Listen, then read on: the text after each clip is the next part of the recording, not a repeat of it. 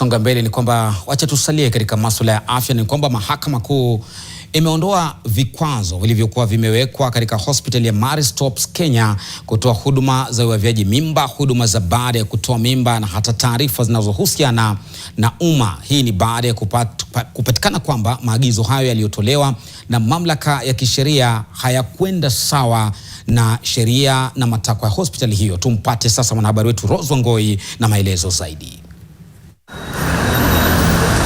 Jaji Chacha Mwita alifutilia mbali maamuzi yaliyotolewa na bodi ya filamu KFCB, baraza la madaktari KMPDC na mkurugenzi wa huduma za matibabu DMS na kuyataja kuwa ni kinyume cha sheria. Uamuzi huo ulifuatia ombi lililowasilishwa Novemba mwaka wa 2018 na shirika la vijana wa Afrika na ya Kenya na Jacqueline Mary Karanja ambao waliwakilishwa na kituo cha haki za uzazi. Ombi hilo lilipinga marufuku hayo likisema kuwa linawanyima wanawake, wasichana na vijana kupata taarifa na huduma halali za afya ya uzazi.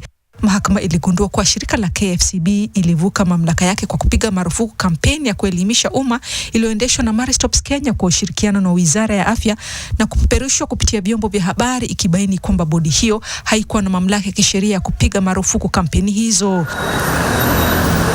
Kwa upande wa KMPDC, jaji aliamua kuwa baraza hilo halikuwa na uwezo wa kuendesha kesi za kinadamu dhidi ya taasisi, kwani mamlaka yake ni ya madaktari wa meno pekee. Vile Jaji Mwita alishikilia kuwa vyombo hivi vitatu havikuwa na mamlaka ya kikatiba au kisheria kuweka vikwazo hivyo. Rose Wangoi, NTV.